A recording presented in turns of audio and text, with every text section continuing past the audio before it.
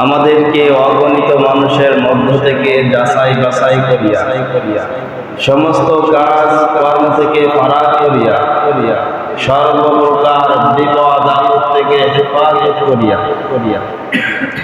এই ফিতনা ফাসাদের জামানায় ফিতনা ফাসাদের যুগে মানুষ নেক কাজ ছাড়া প্রতিযোগিতায় লিপ্ত, গুনাহের মধ্যে লিপ্ত। এমনই ফিতনা ফাসাদের জামানায় আল্লাহ সুবহানাহু ওয়া তাআলা আমাদেরকে দয়া করে ভালোবেসে মহব্বত করে তার গোলামির জন্য প্রতি জুমার ন্যায় আজ ও তারিখ হওয়ার মসজিদে আসার ও বসার তৌফিক দান করেছেন।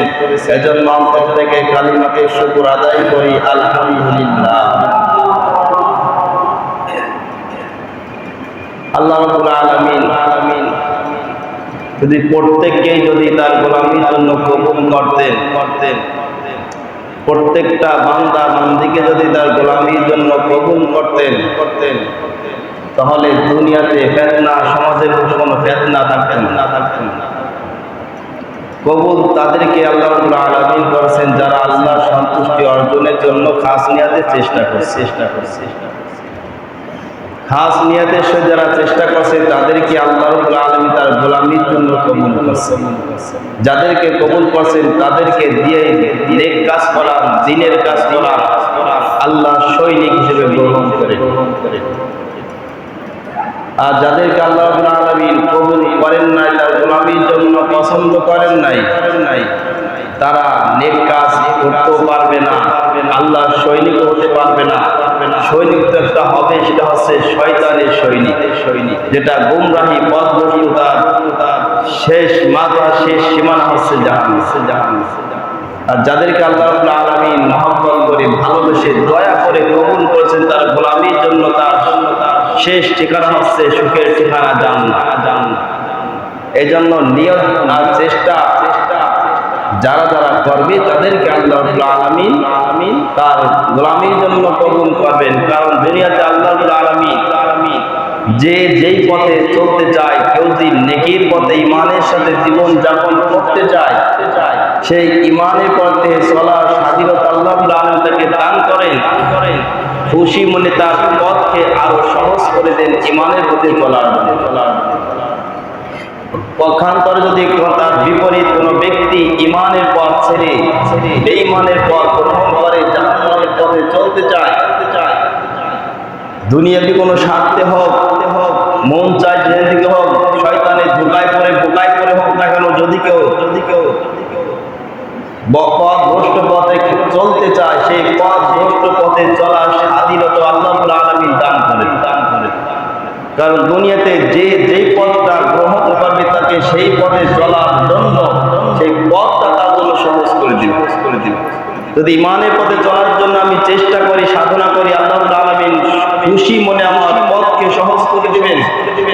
যদি আমি বেঈমানের পথকে চলার জন্য আমি চেষ্টা পরিপূর্ণ করে নিয়ত খালেস করি যে আমি ঈমান ছাড়া বেঈমানের পথে হাঁটবো, যতদিন বেঁচে থাকি তাকেও সেই বেঈমানের পথে চলার স্বাধীনতা আল্লাহ দিবে। সর্বস্ব অবস্থা তাকে সেই স্বাধীনতা দিই।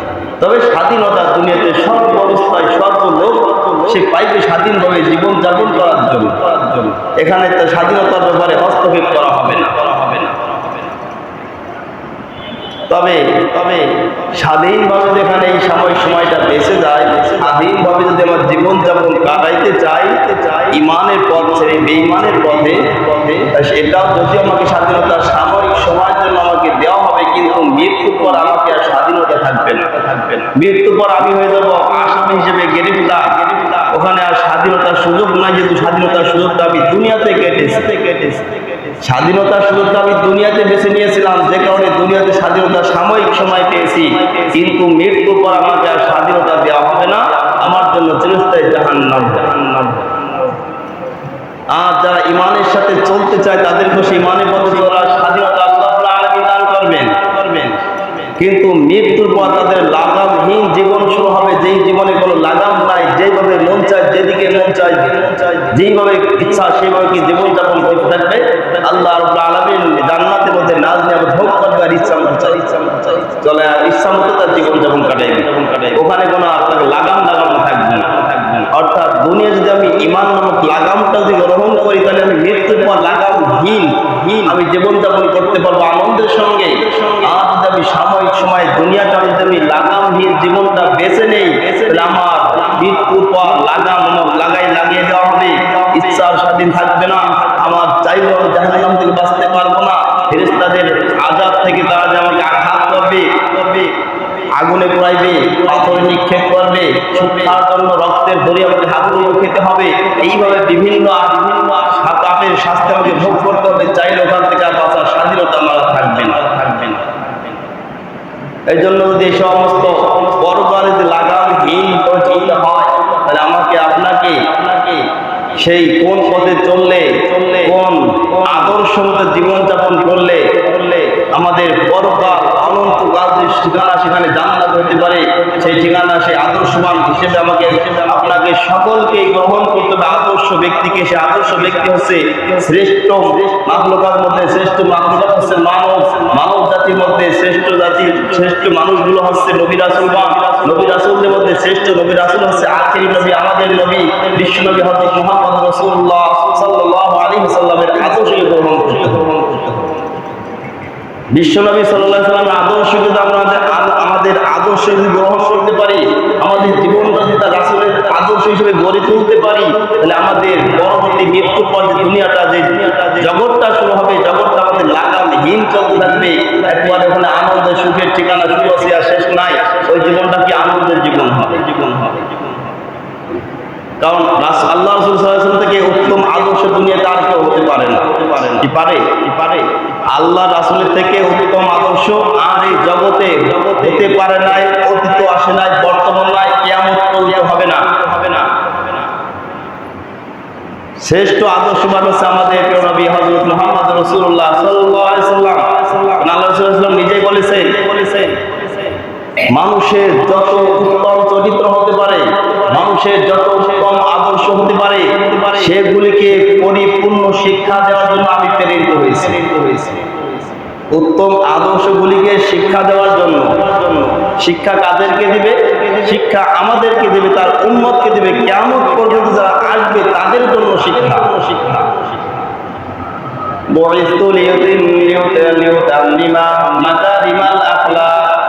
মানুষের যত গুণ উত্তম গুণ হতে পারে সেগুলিকে পরিপূর্ণ শিক্ষা দেওয়ার জন্য আমি রাসূল প্রেরিত হয়েছি। মানুষের যত উত্তম চরিত্র যাকে দেখি না কেন, আল্লাহ রাসূলের থেকে উত্তম চরিত্র দুনিয়াতে কেউ আসে নাই, আসবে নাই, কিয়ামত পর্যন্ত আসবে না। তা আল্লাহ রাসূল তো উত্তম চরিত্র শিক্ষা দেওয়ার জন্য, পরিপূর্ণতা শিক্ষা দেওয়ার জন্য প্রেরিত হয়েছে। শিক্ষা আমাদেরকে দিয়ে গেছেন। এখন আমরা যদি মডেল হিসেবে আল্লাহ রাসূলকে গ্রহণ করতে পারি, তাহলে আমাদের পরকালের জীবন, আমাদের পরকালের জীবনটা হবে আনন্দের জীবন। যদি আমরা আমাদের আদর্শটাই যদি আল্লাহ রাসূলের আদর্শ থেকে বিচ্যুত হয়ে যায়, পথভ্রষ্ট হয়ে যায়, ভিন্ন কোনো ব্যক্তির আদর্শ গ্রহণ করি, আল্লাহ রাসূলের আদর্শ যদি বাদ দেওয়া হয়, তাহলে আমাদের মৃত্যুর পর যে কালটা অনন্তকাল শুরু হবে, ওই কালটা হবে কষ্টদায়ক, যন্ত্রণাদায়ক সূচনা। ওই কালে শুরু আছে আর শেষ নাই। অর্থাৎ রাসূলের আদর্শ যদি আমরা গ্রহণ করি, মৃত্যুর পর শান্তি। রাসূলের আদর্শ বাদ দিয়ে অন্য কারো আদর্শ যদি আমরা গ্রহণ করি, তাহলে ওটা আমাদের জন্য গজবের কারণ, ওটা আমাকে আপনাকে জাহান্নামের দিকে পথ আগায় দিবে। তাহলে আল্লাহ রাসূলের আদর্শ এমন কোন পথ আছে যেই পথে আল্লাহ রাসূলের আদর্শ নাই? চলাফেরা, ওঠা বসা, ব্যবহার, আচার ব্যবহার, সব প্রকার সর্বসাইড ব্যবহার আল্লাহ রাসূল সাল্লাল্লাহু আলাইহি ওয়াসাল্লাম আমাদেরকে শিক্ষা দিয়েছেন। বাথরুমে কিভাবে যাবেন, বাথরুম থেকে কিভাবে বাহির হবে, তারও শিক্ষা আমাদেরকে দিয়েছেন। মসজিদে আসতে হবে, মসজিদে আসার 5টা আদব আল্লাহ রাসূল সাল্লাল্লাহু আলাইহি ওয়াসাল্লাম শিক্ষা দিয়েছেন। মসজিদে আসার আদব কয়টি? 5টি। কয়টি? অনেকে জানিও না, এগুলো আদব রক্ষা করিও না। মসজিদে আদব যদি রক্ষা করা না হয়, যে নিয়তে ভালো জন্য আসলাম কিন্তু আরো খারাপ হলে হয়। আল্লাহর ঘর মসজিদে আসলে শুধু ইবাদত বন্দেগী করার জন্য। এই ইবাদত বন্দেগী করতে এসে যদি গুনাহগার হয়ে যায়, তখন ক্ষতিগ্রস্ত হয়ে যাব। মসজিদে আসার 5টা আদব আছে, এটা আল্লাহ রাসূল শিক্ষা দিয়েছে। মসজিদে প্রবেশ করার সময় কি করো? বিসমিল্লাহ বলো। এরপরে দুরূদ শরীফ পড়ো, দোয়া পড়ো। আর ঢোকার পূর্বে কি ডান পা দিয়ে প্রবেশ করো। ডান পা দিয়ে প্রবেশ করা, 2 নম্বরে বিসমিল্লাহ বলা, 3 নম্বরে দরুদ শরীফ পড়া, 4 নম্বরে দোয়া করা, 5 নম্বরে ইতিকাফের নিয়ত করা। বেহুদা দুনিয়াবি কোনো কথা মসজিদে না বলা। বের হওয়ার আমি 5টা আছে, ভিতরে ঢোকার যে 5টা আদব, আদব যদি রক্ষা না করি, এখানে আল্লাহ আদব করেছে যে আদবটা যদি প্রত্যাখ্যান করি, ওটাকে যদি বাদ দিয়ে দেই, নিজের মন গড়া ইচ্ছা মতো যদি মসজিদ বানিয়ে নেই, তাহলে আদব রক্ষা হইল না। আর আদব যা রক্ষা হইল না, সে বিয়াদবের মধ্যে পর্যায়ভুক্ত হবে। আর বিয়াদবের স্থান আল্লাহ দরবারে নাই। বিয়াদবের স্থান কি? আল্লাহ দরবারে নাই।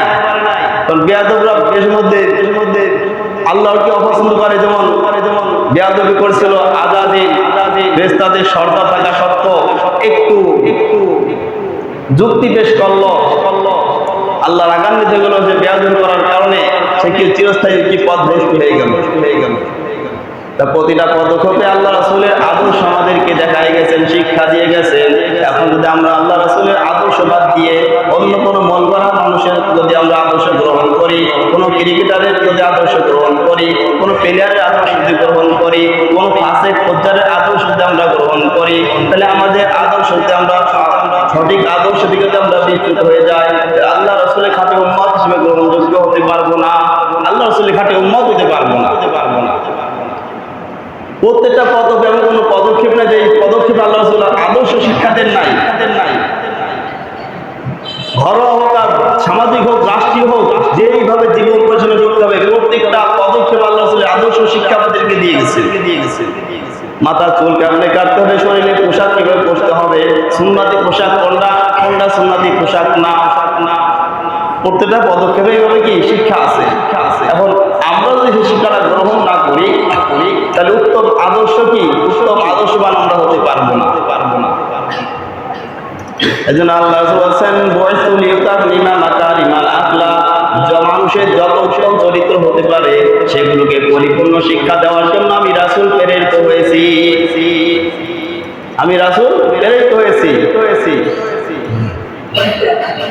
আর একটা হাদিসে আল্লাহ রাসূল সাল্লাল্লাহু আলাইহি ওয়াসাল্লাম বলেন কানা আশাদ্দা হায়া মিনাল আদরা'i ফি কিদরিহা, লজ্জা এবং বিনয় এটা আল্লাহ রাসূলের একটা বড় একটা গুণ। লজ্জা এবং বিনয়, এই গুণটাও মানুষকে, বিনয় গুণটা মানুষকে উচ্চ লেভেলে পৌঁছায় দেয়। বিনয় গুণটা মানুষকে উচ্চ লেভেলে পৌঁছে দেয়, আর লজ্জা মানুষকে গুনাহ থেকে বাঁচায়, অশ্লীল কাজ থেকে বাঁচায়। কারণ আল্লাহ রাসূল বলেন কানা আশাদ্দা হায়া মিনাল আযরা'i ফি কিদরিহা।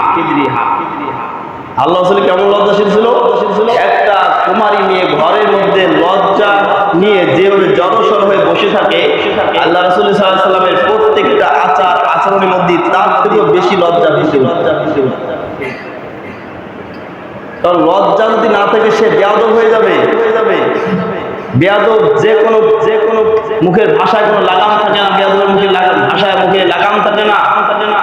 বেয়াদবের মুখ থেকে লাগামহীন, যা ইচ্ছা তাই বলতে পারে, যাকে ইচ্ছা তাকে বলতে পারে। লাগাম ছাড়া বেয়াদব হয়ে যায় কি লাগাম ছাড়া মানুষ। এজন্য লজ্জা একটা বিনা লজ্জা অনেক বেয়াদব থেকে বেয়াদব হতে শিক্ষা, বেয়াদব থেকেও বাঁচার একটা উপায়। কারণ আচরণ মানুষ যখন মানুষের সঙ্গে কথা বলে, পুরুষ হোক আর পুরুষ হোক, আল্লাহ রাসূল সাল্লাল্লাহু আলাইহি ওয়াসাল্লাম কোনো একটা পুরুষের সঙ্গে কথা বলতেন, চোখের দিকে তাকায়ও বেশি সময় থাকতেন না, তাতে লজ্জা বোধ করতেন। চোখে তাকে কথা বলতে শরম পেতেন। এত লজ্জা আল্লাহ রাসূল সাল্লাল্লাহু আলাইহি ওয়াসাল্লামের মধ্যে ছিল। কারণ যারা মুরব্বীদের চোখে তাকায় অহরহ কথা বলেই যায়, এরা কিন্তু বিয়াদব করতে গিয়ে একটু বিধান্ত লাগে না। এজন্য এটাও লজ্জার একটা আলামত যে মাথা নিচু করে কথা বলে, মুরব্বীদের সঙ্গে মাথা উঁচু করে নয়, চোখ উঁচু করে কথা বলে না, মাথা নিচু করে চোখটা নিচের দিকে রেখে কথা বলে। এটা হচ্ছে আদবের লজ্জাতার মধ্যে আছে, এটা একটা আলামত। এজন্য লজ্জাও একটা ঈমানের বড় একটা অঙ্গ। আল্লাহ রাসূল সাল্লাল্লাহু আলাইহি ওয়াসাল্লাম ফরমান আল ঈমানু বিদ'un ওয়া সাব'ুনা শুবাতান আফদালুহা কাউলু লা ইলাহা ইল্লাল্লাহ ওয়া আদনাহা ইমাতাতুল আযা আনিত তারিক ওয়াল হায়াউ শুবাতুন মিনাল ঈমান। ইমানে ৭৭-এর মতো শাখা রয়েছে। ইমানে শাখা ৭৭-এর মতো শাখা রয়েছে ইমানের। এই ৭৭টা শাখার মধ্যে সর্বোত্তম সর্বশ্রেষ্ঠ শাখা হচ্ছে কাউলু লা ইলাহা ইল্লাল্লাহ। সর্বশ্রেষ্ঠ শাখা কি? লা ইলাহা ইল্লাল্লাহ। এখন এই শাখাটা যে গ্রহণ করবে না, বাকি শাখার কোনো দাম নাই। এই যে সর্বশ্রেষ্ঠ শাখা, এটার মধ্যে যখন ইমান পরিপূর্ণ হবে, বাকি আমল বাকি সব আমল তার কাজে আসবে। এই লা ইলাহা ইল্লাল্লাহ প্রথম শাখাটা যে বঞ্চিত হবে এই শাখা থেকে, বাকিটা যত নেক আমল করুক না কেন, যত জনকল্যাণমূলক কাজ করুক না কেন, ওটা আল্লাহর কাছে গ্রহণযোগ্য হবে না। লা ইলাহা ইল্লাল্লাহ, আল্লাহকে স্বীকার করা, আল্লাহ এক, আল্লাহ ছাড়া কোনো মাবুদ নাই, আল্লাহ ছাড়া কোনো মাবুদ নাই। একমাত্র আল্লাহর ইবাদত বন্দেগী করতে হবে, তিনি একমাত্র উপাস্য, তিনি একমাত্র ইবাদত পাওয়ার যোগ্য, অন্য কোনো কাউকে ইবাদত করা যাবে না, একমাত্র ইলাকে আল্লাহ। এলো সর্বোত্তম শাখা আছে কিন্তু কাউলু লা ইলাহা ইল্লাল্লাহ। আর সর্বনিম্ন শাখা কি? ওয়াদনাহা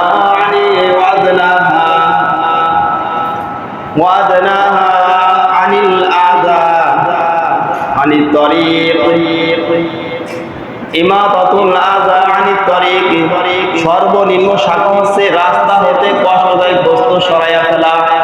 রাস্তা থেকে কষ্টদায়ক বস্তু, সেটা হতে পারে কোনো কাঁটা, হতে পারে একটা ইটের টুকরা, হতে পারে কোনো একটা ডাল। যে এই পথে যদি যায় কোন মুসলমান ভাইয়ের এই পথে চলার দ্বারা সে কি এটার দ্বারা ক্ষতিগ্রস্ত হতে পারে, আঘাত পেতে পারে, কষ্ট পেতে পারে। এই চিন্তা করে কষ্ট থেকে একটা রাস্তা থেকে একটা বস্তু সরাই ফেললাম, যেটা কষ্টদায়ক, মানুষের কষ্টের কারণ হতে পারে। কেউ হুসুট খেয়ে পড়তে পারে, তো ওটা বেঁধে আঘাত পেতে পারে।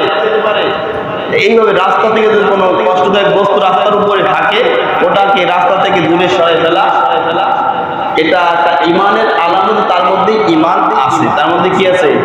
ইমান আছে, এটা আলামত। সর্বনিম্ন শাখা আছে ইমানের, সর্বনিম্ন শাখা যে রাস্তা থেকে কোনো কষ্টদায়ক বস্তু সরাই ফেলা, রাস্তার মধ্যে কোনো কিছু না ফেলা। রাস্তার মধ্যে একটা কুকুর মরে রয়েছে, একটা বিড়াল মরে রয়েছে, এটার দ্বারা মানুষ আসা যাওয়া করতেছে, কষ্টবোধ করতেছে একটা গন্ধের কারণে। এটা যদি সরাই ফেলা হয় ওই চিন্তা করে যে মানুষের এখানে যাতায়াতে কষ্ট হয়, এটা একটা ইমানি কাজ। এটা কি ইমানি কাজ। এরপর হয়েছে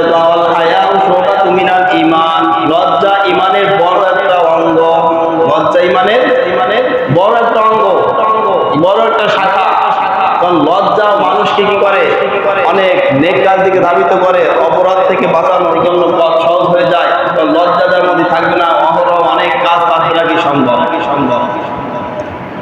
লজ্জা যদি না থাকে যে কোনো কাজ অবিলীলা একেবারে মানুষের সম্মুখে অপরাধ করে যাবে।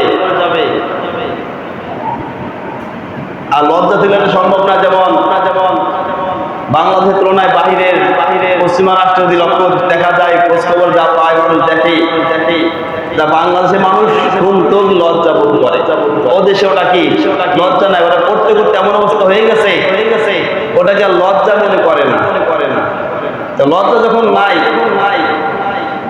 শরীরে পোশাক নাই, একসাথে চলাফেরা করতেছে, যার সঙ্গে ইচ্ছা তার সঙ্গে আনন্দ উপভোগ করতেছে, শারীরিক আনন্দ, মানসিক আনন্দ, সময় টাইম পাস করতেছে, একে অন্যের সঙ্গে কোনো বাধা নাই। কারণ তারা প্রাপ্তবয়স্ক হয়েছে, যেমন ইচ্ছা যার সঙ্গে ইচ্ছা সেই হয়ে মিলামেশা করতে পারবে। এই স্বাধীনতা কি অনেক রাষ্ট্র রয়েছে, স্ত্রী আরেকজনের সঙ্গে মিলামেশা করবে, স্বামীর অধিকার নাই স্ত্রীকে বাধা দেওয়া। মেয়ে আরেকজনের সঙ্গে মিলামেশা করবে, একজন নয় একাধিক লোকের সঙ্গে মিলামেশা করবে, বাবা কিছু বলার অধিকার নাই, তার প্রাপ্তবয়স্ক হয়েছে, তার স্বাধীনতা রয়েছে। তাই একটা মানুষের মধ্যে যখন লজ্জাবোধ থাকে, সে কিভাবে মানুষের সামনে, যেমন গ্রামগঞ্জের মানুষ, মেয়েরা কোন ছেলের হাত ধরে রাস্তায় যদি আত্মীয় স্বজন আসে, বিয়াই হোক বা মামাতো ভাই হোক, তার হাত ধরে হাতটাও কিন্তু লজ্জাবোধ করে। যেহেতু এতটা এখনো তারা নির্লজ্জ হয়ে পারে নাই, নির্লজ্জ এখনো হয়ে পারে না, তাই হাত ধরে রাস্তাতে হাতটা গল্প করবে, এটাও কি লজ্জাবোধ করে। মানে বাহিরের রাষ্ট্র কি শরীরে পোশাক নাই, মানুষের সম্মুখে যেমন ইচ্ছে তেমন ব্যবহার করতেছে, ওখানে লজ্জার লেশ মতো তাদের মধ্যে অনুভব হচ্ছে না। কারণ তাদের মধ্যে ইমান নাই, লজ্জা না থাকার কারণে ইমান কি হয়ে গেছে? এজন্য লজ্জা যদি থাকে তাহলে সে কি অশ্লীল কাজ সে তার দ্বারা সম্ভব না। লজ্জা ইমানের একটা অঙ্গ। যেমন ৭৭ ইমানের ৭৭টা শাখা রয়েছে, তার মধ্যে একটা শাখা কি লজ্জা। এই লজ্জা না থাকলে মানুষ ইমান থেকে বিচ্যুত হয়ে যায়, ইমানের পথ থেকে ছিটকে পড়ে যায়। আর লজ্জা যদি থাকে অনেক গুনার মধ্যে চাইলেও লিপ্ত হতে পারে না, শয়তানের ধোঁকায় পড়তে পারে না। কারণ লজ্জা তাকে কি করে চিন্তায় ফেলে যায়, মানুষ কি বলবে, আমি তো অপরাধ করি, আল্লাহ তো বেজার হবেই, মানুষ আমাকে কি করে তিরস্কার করবে। আর লজ্জা যদি না থাকে আল্লাহ বেজার হবে, পরে আল্লাহর কাছে মাপ চেয়ে নেবো, এখন আগে এনজয় করে নেই, সময় টাইম পাস করি, পরে আল্লাহর কাছে তওবা করে মাফ করে নেই। যদি লজ্জা না থাকে, আল্লাহকে ভয় পায়, স্বীকার করে, বিশ্বাস করে, কিন্তু তারপরে কিন্তু লজ্জা না থাকে, তাহলে ওই চিন্তা মনে মধ্যে আসবে, আর মানুষের কি আসে যায়, মানুষকে আমার খাওয়ায় পড়ায়, মানুষের কি কথায় কি আসে যাবে, আমার কাজ আমি করবো, তার কি আবার দাম দেওয়ার দরকার। তাহলে এগুলো কি লজ্জা না থাকলে এইভাবে সে বেয়াদব হয়ে যায়, মানুষকে পরোয়া করে না, সম্মান দিতে জানে না। এই জন্য লজ্জা ইমানের একটা অঙ্গ। লজ্জা নিয়ে বসবাস করা, লজ্জা যদি ভিতর থেকে চলে যায়, তার ইমান তার মধ্যে থেকে যে কোনো মুহূর্তে হাওয়া হয়ে যাবে, বিলীন হয়ে যাবে। তাই লজ্জা এবং বিনয় গুণ আল্লাহ রাসূলের মধ্যে কেমন ছিল? লজ্জা এবং বিনয়।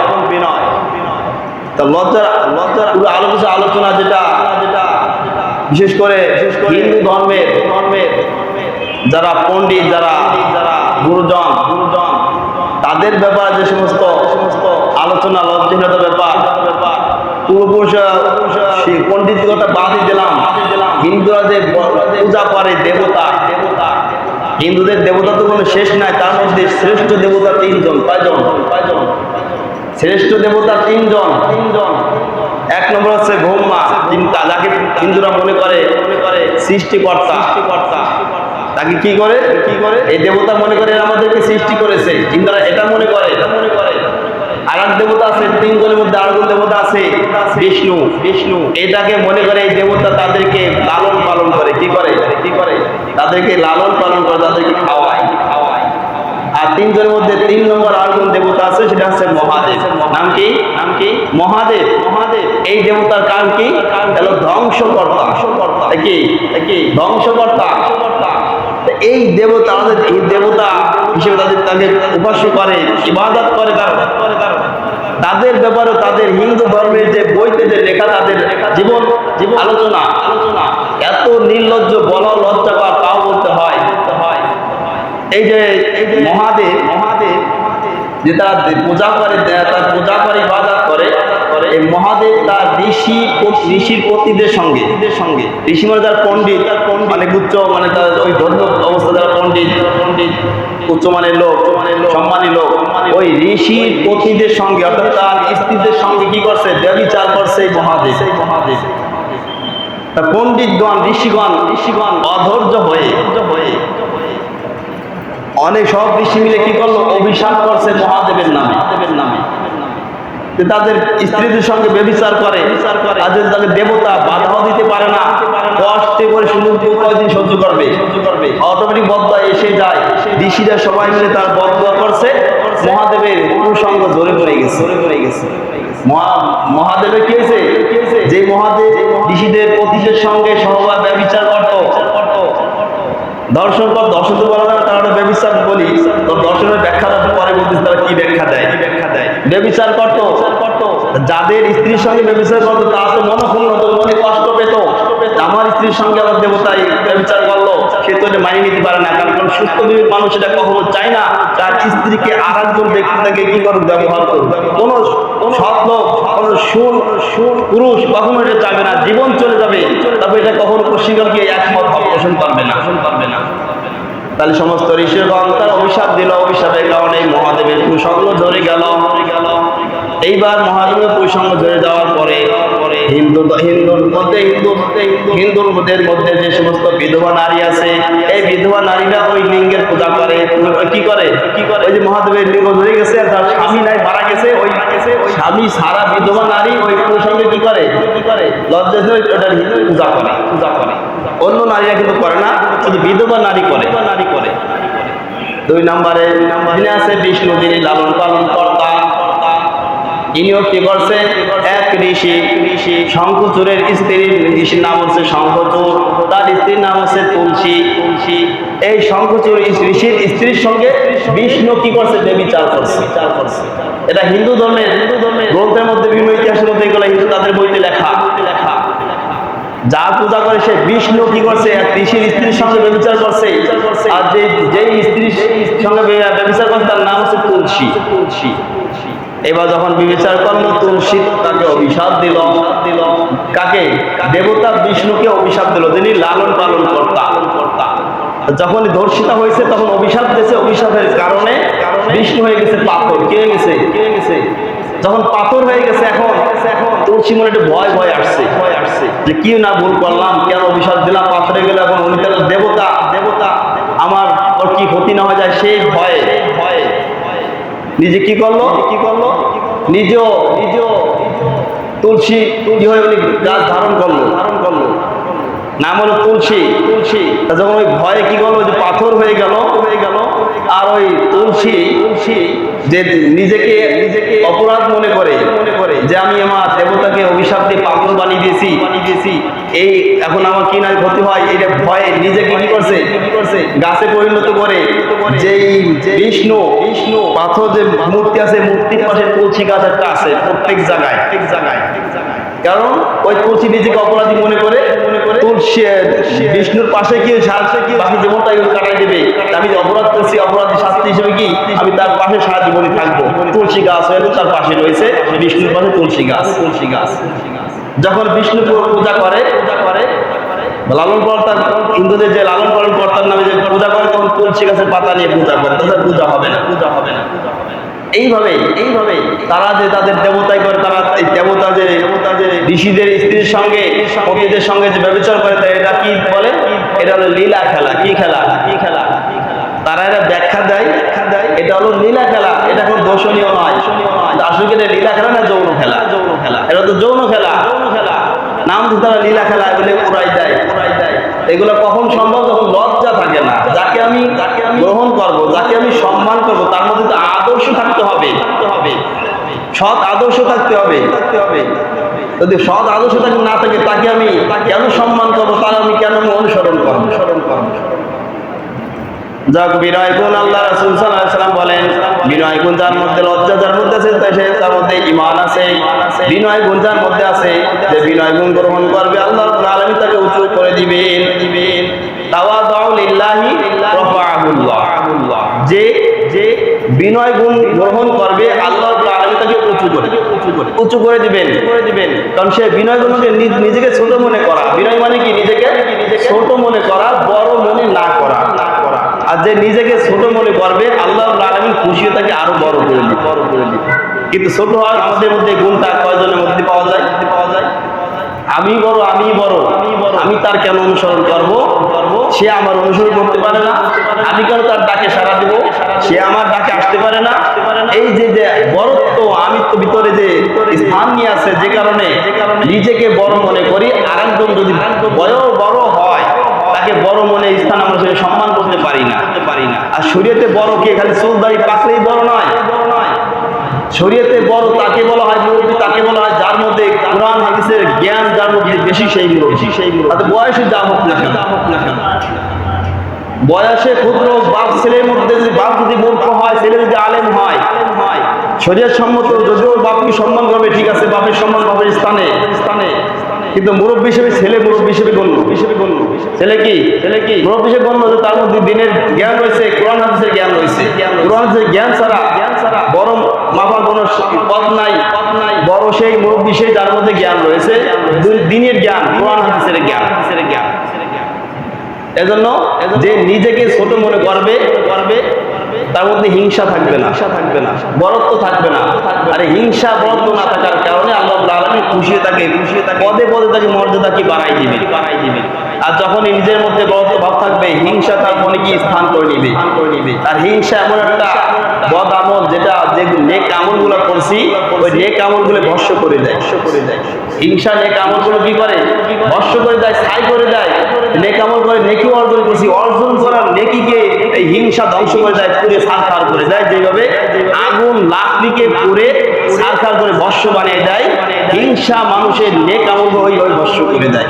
আল্লাহ রাব্বুল আলামিন আমাদের সবাইকে হিংসা বিদ্বেষ থেকে হেফাজত করে লজ্জা এবং বিনয় গুণ আমাদের মধ্যে পরিপূর্ণ হয়ে দান করুক। আমিন। ওয়া আখিরু দাওয়ানা আলহামদুলিল্লাহি রাব্বিল আলামিন।